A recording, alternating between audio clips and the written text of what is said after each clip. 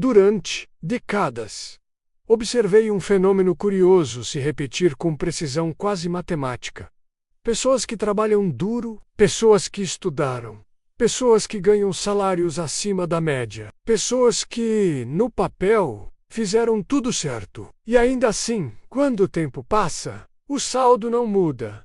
Continuam no zero, sem margem, sem segurança, sem liberdade. Esse paradoxo é desconcertante porque desafia a lógica simples que nos ensinaram. Se você trabalha e ganha bem, deveria avançar, deveria acumular, deveria sentir progresso. Mas na prática, isso não acontece para a maioria. E não acontece por um motivo muito específico, que quase ninguém gosta de encarar. O problema não é o quanto você ganha. Também não é o quanto você trabalha. O problema é que o sistema financeiro pessoal da maioria das pessoas foi desenhado para consumir exatamente tudo o que entra. Quanto mais entra, mais rápido sai. O resultado é uma vida inteira de movimento sem deslocamento. Ao longo da minha vida, vi pessoas passarem 20, 30 anos trabalhando com intensidade crescente e terminarem exatamente no mesmo lugar financeiro de onde partiram. Algumas até ganhavam mais do que eu em certos períodos. Ainda assim, eram financeiramente frágeis. Bastava um imprevisto para tudo desmoronar. Neste vídeo, eu vou explicar por que isso acontece. Por que ganhar bem não é sinônimo de construir riqueza. Por que o esforço, quando mal direcionado, apenas sustenta o consumo. E por que tantas pessoas inteligentes continuam financeiramente estagnadas, mesmo fazendo tudo certo. Ganhar bem não cria riqueza automaticamente. Existe uma crença perigosa profundamente enraizada na mente da maioria das pessoas. A ideia de que, a partir de certo nível de renda, os problemas financeiros simplesmente desaparecem. Como se ganhar mais fosse, por si só, uma solução estrutural. Não é. Ganhar bem apenas amplia as consequências das suas decisões financeiras. Se suas decisões são ruins, ganhar mais só acelera o problema. Se são boas, ganhar mais ajuda. A renda, sozinha, é neutra. Ela não constrói nada automaticamente. Observei profissionais altamente remunerados viverem sob mais pressão financeira do que trabalhadores de renda modesta. O motivo é simples. Quando a renda sobe, o padrão de vida sobe junto, e sobe rápido. A pessoa não percebe que está apenas elevando o custo da própria existência. O dinheiro entra, mas já tem destino certo antes mesmo de cair na conta. Isso cria uma ilusão perigosa de progresso. A pessoa troca de carro, melhora a casa, aumenta o conforto, consome serviços melhores. Tudo parece evolução, mas financeiramente nada muda. Não há acúmulo, não há capital, não há margem de erro. Ganhar bem sem controle de gastos é como tentar encher um balde furado com mais água. Quanto mais você despeja, mais rápido ela escapa. E o mais insidioso desse processo é que ele não dói no início. Pelo contrário, ele é confortável, socialmente aprovado, até elogiado. O problema aparece apenas com o tempo. Quando o cansaço chega, quando o ritmo diminui, quando o mercado muda, quando o corpo cobra. É nesse momento que a pessoa percebe que, apesar de décadas de esforço, não construiu uma base sólida, apenas sustentou um estilo de vida caro. Riqueza não nasce do quanto você ganha, mas do quanto você consegue preservar e multiplicar. E preservar exige disciplina. Multiplicar exige tempo. Sem essas duas coisas, ganhar bem apenas torna sua vida mais cara de manter. O verdadeiro inimigo: o custo fixo crescente. O erro mais comum de quem começa a ganhar bem é transformar renda variável em custo fixo. Cada aumento de salário vira uma prestação. Cada melhora profissional vira um compromisso permanente. O resultado é uma estrutura de gastos que não admite recuo. Quando você prende sua renda futura a decisões passadas, você perde flexibilidade. E flexibilidade é um dos ativos mais importantes na construção de riqueza. Sem ela, qualquer oscilação vira crise. Observe como isso acontece de forma gradual. Primeiro, uma prestação de carro. Depois, uma casa maior. Em seguida, escola mais cara, plano melhor, viagens mais frequentes, restaurantes mais caros. Nenhuma dessas decisões parece absurda isoladamente. O problema é o conjunto. O custo fixo cresce até ocupar quase toda a renda. A pessoa se torna prisioneira do próprio padrão de vida. Não pode desacelerar, não pode errar, não pode mudar de direção. Precisa continuar ganhando o mesmo ou mais, apenas para não regredir. É nesse ponto que muitas pessoas ganham bem e ainda assim vivem em constante ansiedade financeira. O dinheiro não traz alívio, traz responsabilidade. Cada mês se torna uma corrida para sustentar decisões passadas. Riqueza verdadeira exige espaço, espaço financeiro, espacamente espaço para escolhas. Quando todo o seu dinheiro já está comprometido antes mesmo de chegar, você não constrói nada. Apenas trabalho paga contas, capital muda destinos. Existe uma diferença fundamental entre renda de trabalho e renda de capital. A renda de trabalho depende de você estar presente. A renda de capital depende apenas do tempo. Enquanto você troca horas por dinheiro, existe um limite claro. Enquanto o capital trabalha, não há esforço adicional. A maioria das pessoas passa a vida inteira focada em aumentar a renda de trabalho. Poucas dedicam energia real à construção de capital. Isso acontece porque capital cresce devagar no início, e tudo que cresce devagar é ignorado pela mente humana. Nos primeiros anos, o retorno parece irrelevante, pequeno demais para empolgar, pequeno demais para justificar o esforço. É exatamente nesse ponto que a maioria desiste. Não porque o sistema não funciona, mas porque não suporta o período em que nada impressiona. Capital não se constrói com entusiasmo. Se constrói com constância, e constância exige aceitar anos sem aplauso, sem validação externa, sem sensação imediata de progresso. Mas quando o capital atinge certo ponto, algo muda. O dinheiro começa a gerar mais dinheiro do que o seu trabalho consegue poupar. É aí que o jogo vira, não de forma explosiva, mas definitiva. Até esse momento, você trabalha para viver. Depois dele, o dinheiro começa a aliviar o peso do trabalho. Esse é o divisor de águas que quase ninguém cruza, porque quase ninguém tem paciência para construir algo que demora. Conforto cedo demais é o imposto invisível do progresso.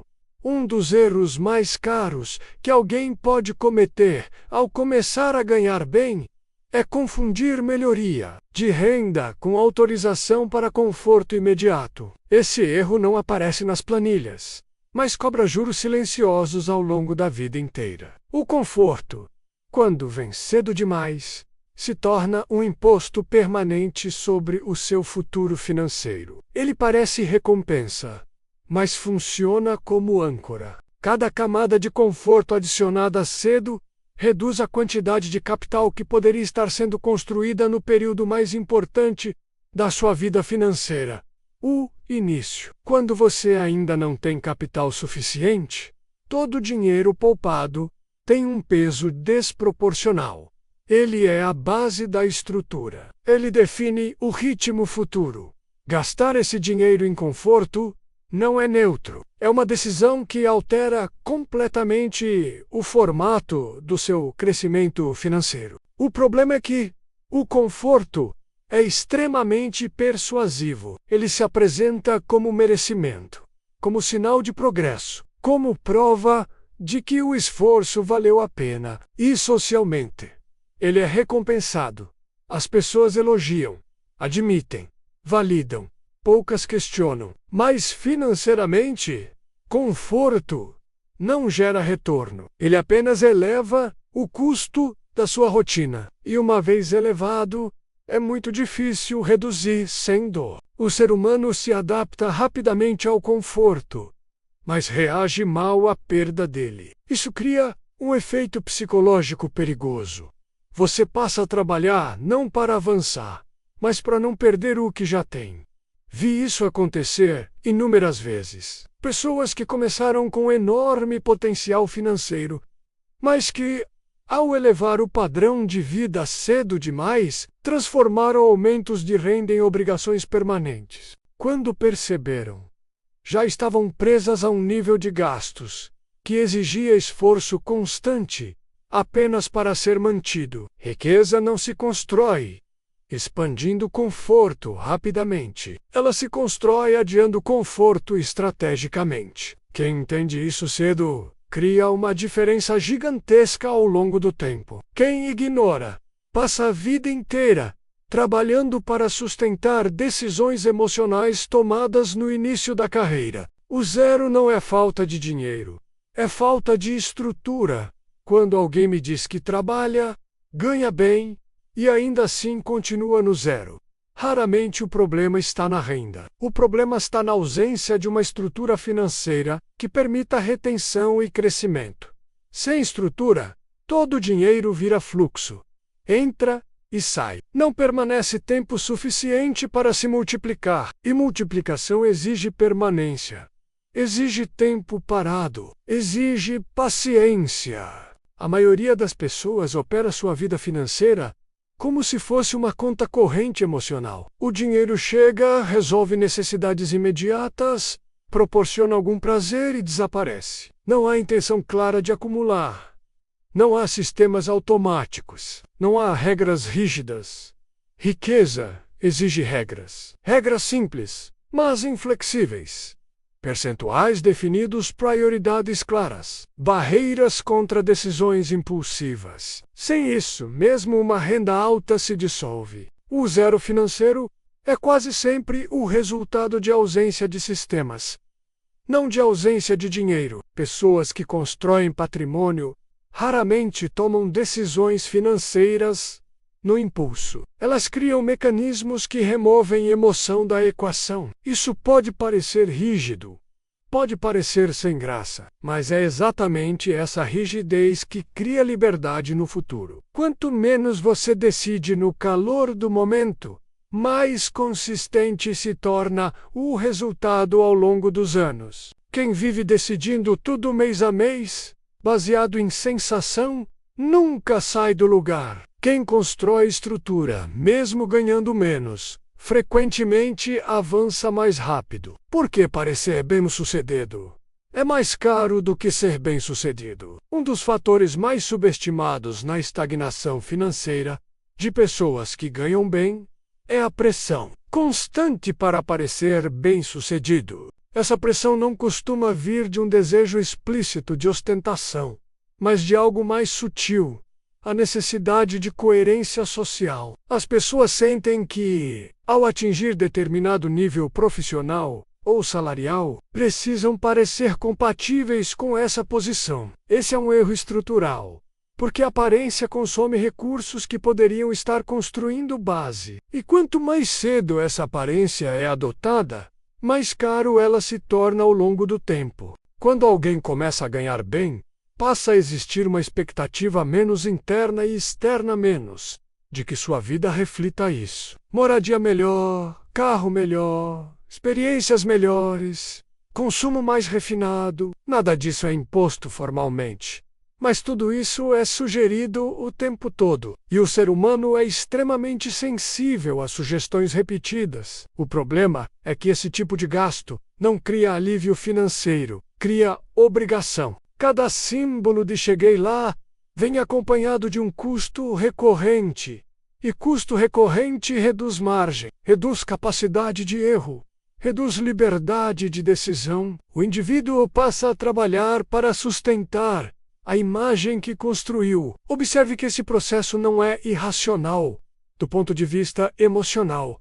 Ele é previsível. O ser humano é social. Ele se compara. Ele busca pertencimento. O erro está em não perceber que o mercado recompensa a aparência no curto prazo, mas pune severamente Quem confunde aparência com estrutura? Ser financeiramente bem-sucedido exige tolerar longos períodos em que você parece estar abaixo do seu potencial. Exige aceitar que, por fora, sua vida não vai refletir imediatamente sua capacidade de renda. Isso é desconfortável. Vai contra o instinto. Vai contra a validação social. Mas esse desconforto é exatamente o que permite acumular capital em silêncio, enquanto outros usam aumentos de renda para elevar o padrão visível. Quem constrói riqueza usa esses mesmos aumentos para fortalecer o invisível: reservas, investimentos, margem de segurança. A ironia é que quando a diferença finalmente se torna visível, ela já é estrutural, não é um salto estético.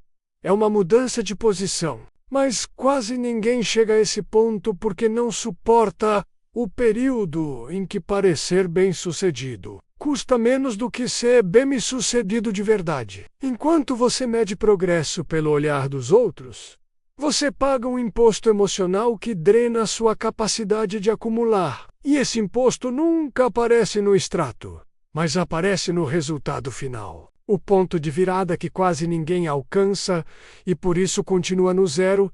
Existe um ponto específico na trajetória financeira de uma pessoa em que o jogo muda de natureza. Não é um valor mágico, nem um número universal, mas um estágio estrutural. Até esse ponto, quase todo avanço exige esforço direto. Depois dele, o esforço começa a ser compartilhado com o capital. A maioria nunca chega lá, e não chega não por incapacidade, mas por abandono precoce. Esse ponto de virada não acontece quando a renda sobe. Também não acontece quando alguém se sente seguro. Ele acontece quando o capital acumulado começa a aliviar, ainda que minimamente, a dependência absoluta do trabalho. Quando parte da sua vida financeira deixa de depender exclusivamente do próximo mês de trabalho. O problema é que esse ponto demora. Demora mais do que a maioria está disposta a esperar. Nos primeiros anos, o capital cresce lentamente. Os retornos parecem insignificantes. Não mudam o estilo de vida. Não impressionam.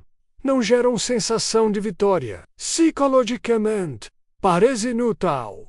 É exatamente aí que quase todos desistem. Eles olham para os números e pensam que aquilo não faz diferença, que poupar alguns milhares por ano não muda nada, que investir pequenas quantias é perda de tempo. E ao pensar assim, tomam a decisão mais cara da vida financeira. Interrompem o processo antes que ele se torne relevante. O ponto de virada só aparece depois de anos de consistência. Depois de anos em que o esforço parece não estar sendo recompensado. Depois de anos em que o dinheiro parece parado. Mas ele não está parado. Ele está construindo base. Quando esse ponto finalmente chega, algo muda na psicologia. O dinheiro começa a trabalhar junto com você. Não substitui o trabalho, mas ou o complementa. Um retorno cobre uma despesa. Um ganho absorve um imprevisto. Uma reserva evita uma decisão ruim. Pequenas coisas, mas decisive. É nesse estágio que a pessoa deixa de estar sempre no limite. Deixa de viver no zero. Passa a ter margem. E margem muda tudo. Muda como você reage a problemas. Muda como você encara riscos. Muda como você negocia salário, carreira e escolhas de vida. Quem nunca chega a esse ponto vive permanentemente refém da renda. Qualquer interrupção vira ameaça. Qualquer erro vira crise. E isso gera ansiedade crônica. Não importa o quanto a pessoa ganhe, ela sempre sente que está à beira de algo. A diferença entre quem chega e quem não chega raramente é inteligência. Quase sempre é resistência. Resistência ao tédio. Resistência à comparação. Resistência à tentação de transformar cada aumento de renda em conforto imediato. O ponto de virada exige aceitar que por um longo período Você vai trabalhar sem sentir que está avançando. Exige confiar em um processo que não oferece recompensas rápidas. Exige continuar quando não há emoção envolvida. Mas quando ele acontece, o jogo deixa de ser sobrevivência. Passa a ser construção. E quem cruza essa linha raramente volta ao zero, porque finalmente deixou de depender apenas do próprio esforço para se manter de pé. Verdadeiro motivo de você continuar no zero, e a única saída real, depois de observar esse padrão por décadas, cheguei a uma conclusão simples e desconfortável.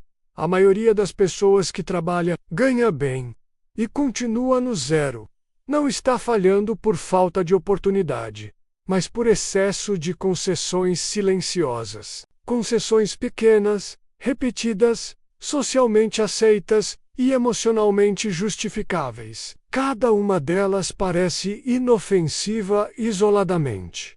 Juntas, elas constroem uma vida inteira de estagnação. O zero financeiro raramente é um acidente. Ele é um destino previsível quando o dinheiro nunca permanece tempo suficiente para criar raízes.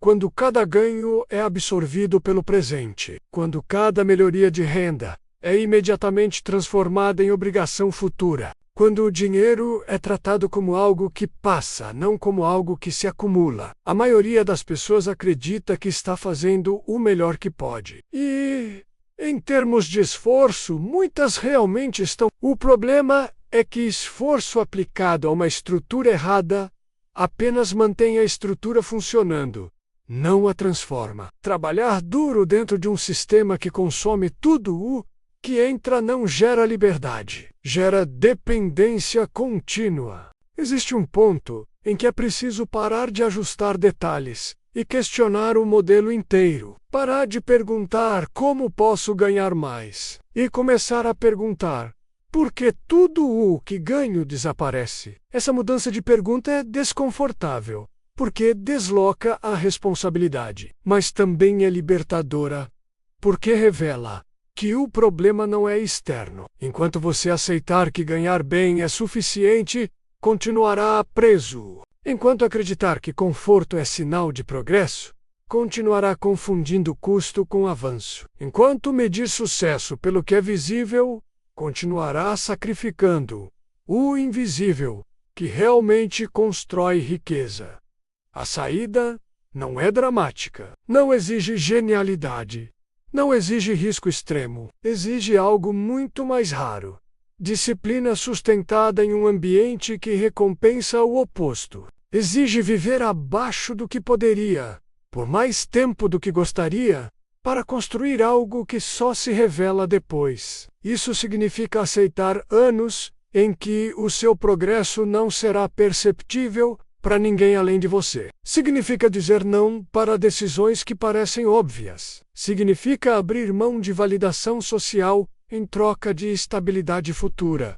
Não é glamouroso. Não rende histórias impressionantes, mas funciona. Riqueza não surge quando você começa a ganhar bem. Surge quando você decide que parte do que ganha não pertence ao presente. Pertence ao futuro.